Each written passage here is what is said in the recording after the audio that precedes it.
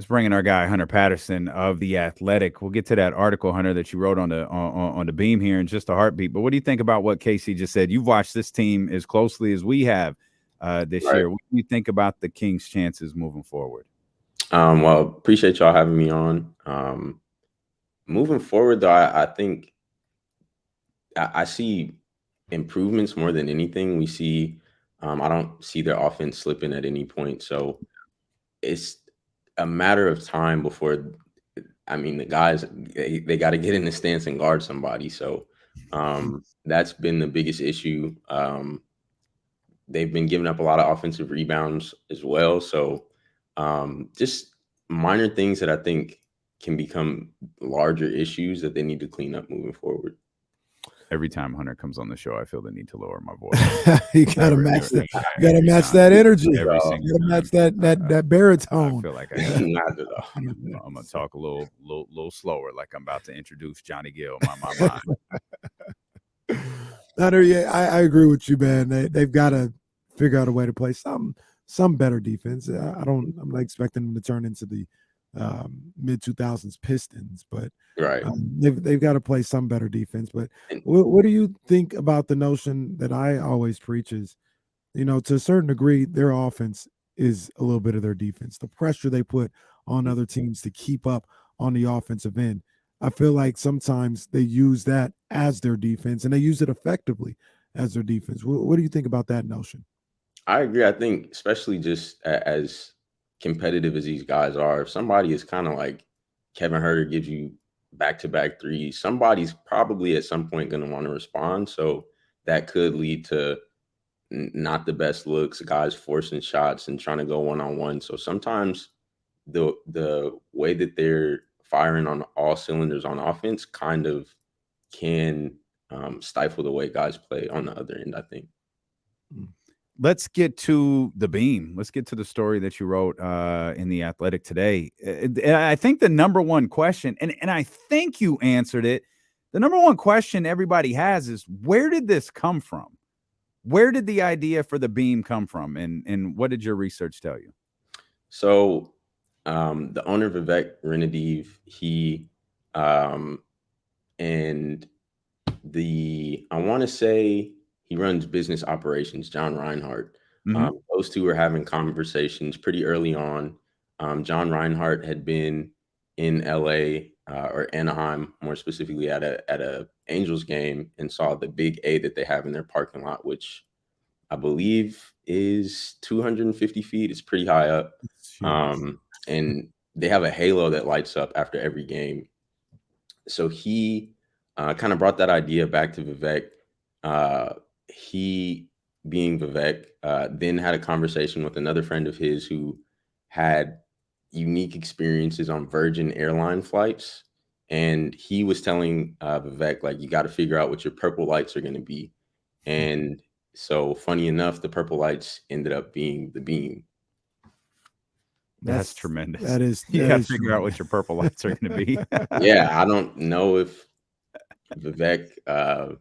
Yeah, I got these purple lights. What do I do with these? It's almost like the All-Star Game commercial was real. Hey, I got an idea. Purple laser beam. Yeah. So, I mean, it was as simple. I mean, not necessarily as simple as that, but they did have to go through like FAA. I don't want to mess the acronym up. No, that's I was about to ask that question. That's tremendous. You had to go through the Federal Aviation Association, something like that. Because obviously that could be an issue for planes flying over. But for whatever reason, I guess this area isn't frequently flown over. So I didn't really present any issues for planes and people trying to get wherever they're going. You fly over the fields in Natomas. Yeah. That's the burst of Cowtown. Right. Is there do you remember the first time they lit the beam? Did you find that out? And what was there any fanfare to it? Did they just light it and people were like, hey, what the heck's going on? Like, do you remember the first time? Did you were able to somebody walked Independence Day? What the hell? So I forget the date exactly, but growing up, I've always been a Heat fan. So they were playing the Heat. They won. and the beam was lit for the first time after that. And I think fans probably didn't expect it to be something that was going to be consistent and done every game, but it lives on, and it's something that it seems will definitely be done throughout the season, and then they'll probably reevaluate after that. Yeah, this thing's gotta stay. You think Yeah, it's too much energy and the fans love it. So I think it's gotta stay. I agree. Did the Kings ever like go back, because I don't know when that's ever going to happen, but they go back to not being good, do you just quietly put the beam away? Yeah. Yeah, I mean, I don't know specifics, but I would have to imagine that's definitely an investment. So if you're not really getting a good return on your investment, you might have to definitely reevaluate things. This is absolutely a playoff story. Like, how much does it? This is something like Tom Rinaldi narrates over, when the playoffs start. Like, how much does it cost for the beam to be lit? From the time the game is over till midnight or whatever. Those are the types of questions that'll Sacramento is often known for the river, for being close to Tahoe, for being close to the Bay Area, the capital city, and now the beam. The beam. Exactly. And then Tom will work in some way to make everyone cry. And then a little girl once wanted to see the beam. She came all the way from DC and wasn't able to see the beam and cried at Flat Stick Pub. No one cries at Flat Stick Pub. That's impossible. I remember the home opener. Kendrick Montgomery Block told us, our favorite member of the Kings told us, after every win, we're lighting this purple beam from the top of the Golden One Center. And I remember looking at her like, okay, bro, like, right. What? All right. And then the Kings lost the first 4 games of the season, and I never thought about it again. Completely forgot about it. It never crossed my mind until I think it was that Miami game that Hunter mentioned right there. I was like, oh, yeah, I remember Kendra mentioned that. She was serious. It's a beam just shooting out from the top of the Golden One Center. All right. That's cool. Wow. Yeah. It's a tremendous source of happiness, Hunter. Like, if you're out there, I know you've got so much work to do after the games, but Kenny and I have an opportunity, when we're around, to leave after the game and like be out there with people, exiting the building. It is an energy when that beam is lit, man. Yeah. And I mean, you see it even before the games are over. I mentioned it in the story too. Like, there's fans who sometimes, I remember there was the altercation, the Rockets game, Malik Monk and Garrison Matthews, I believe. Yeah. Fans just started randomly chanting "Light the Beam," and it had nothing to do with them even winning. So, like, it's something that is, I mean, and on a serious note, like, I kind of wanted to convey it in the story too. Like, it's really been a source of empowerment for even local businesses who are now getting more action and more foot traffic because they're just near Golden One Center. So the Kings being good and having this success is good for the city for sure. Yeah, absolutely. It changes everything with the city when the Kings are good, man, and not just playing good basketball. It's all it all ties together. Like, if they were 27-19, but they had the 24th offense in basketball, like, we'd be excited, but like, dang, is that really fun? Or they didn't have the beam. Like, yeah, we won. We're playing good basketball. Like, okay, like, this is fun. They all go this together. Is fun. Yeah. Right. But the fact that there's this super explosive offensive team, you have the beam. It feels like a party every game at Doco, and then especially if they win, it's New Year's Eve. Right. So, I mean, moving forward, I definitely think they plan to keep that going, and yeah, hopefully they'll bring a beam to Utah at some point, or 2 beams with De'Aaron and Domas. Yeah. Will a ball drop from the top of the beam on New Year's? That would be crazy. Man. Yeah, they got options. It'd be a hologram ball. It wouldn't be that would be Tupac. Yeah, it would. Yeah, it'd have to be a hologram ball. It wouldn't be a real ball. But oh yeah, that'd be good stuff. Hunter, before we let you go, let's talk about your other bag, your style rankings. Oh yeah. Let's before we get to the NBA as a whole. Who has By the way, both of y'all, I see you with the hoodies too. Oh man, trying to do what we can. I'm not Damian Barley, but I'm doing what I can. No. Calm down. Who's got the best style on the Sacramento Kings? I would say probably Malik. I would have bet Kenny's house you said Malik Monk. Yeah. He's I like expressive fits, and he had a grill one time that was pink. He's pretty versatile. He came with like Doc Martin boots and a leather jacket, but he can also like put on different t-shirts and jeans. So he's pretty versatile. So I mean, look, man, I don't feel like I'm an old guy. I feel like I'm pretty fashion forward. I dress good. I'm dressing with the times, but we just going back to the big wide legs now, huh? That's what we're doing now. I'm not a fan, Hunter. I got to tell you, I'm not a fan of that, but that's what they're doing now. He's just going back to the big old wide legs, huh?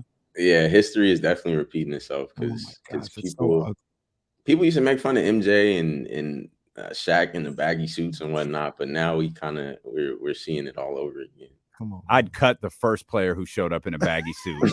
Nah, I ain't doing that. Didn't Jalen Green have it's kind of oversized suit on draft day? Did he? Yeah, I was actually I was working the draft at that time. I was still when I was working with the NBA, and I was there, and it was cool, but it was definitely reminiscent of like the OGs. Jeez. Yeah, like it's all right. If the pants thing are back, like all right, shirts. Don't do the suits. Like don't it was simple, and I love the out there stuff. I love that. One of the coldest suits I saw like in the last couple of weeks was Steph's. Oh yeah, at the White House. Oh my God. Yeah, I think part of it was the color. The color was just flawless. It was almost like this blue on my hoodie. Like it was just a flawless color. Yeah. And I thought it is the simplest suit, but it's perfect.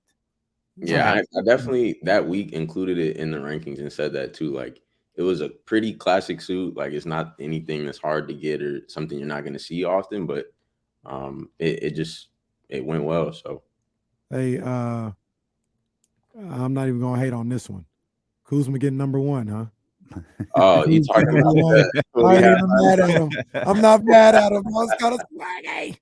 I don't know. Yeah, I'll definitely probably have to include that just for shock value, but it definitely it won't be towards the top.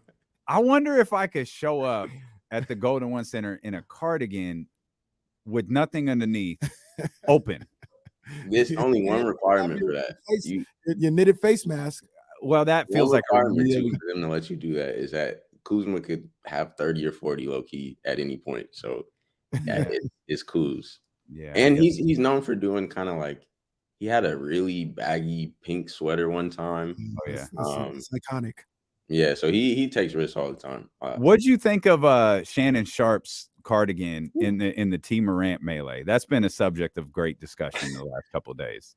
Yeah, that was at first. I mean, it was cool to see them like dap it up at the end, but yeah, I think it was just two people getting excited about the game, and I understand both sides. Like if my son is Ja, I'm probably making T look like he just chilling at all games. But and I mean, and Shannon, he's a huge LeBron fan. They're like close friends. So, but what'd you think of the blue, the baby blue cardigan that he?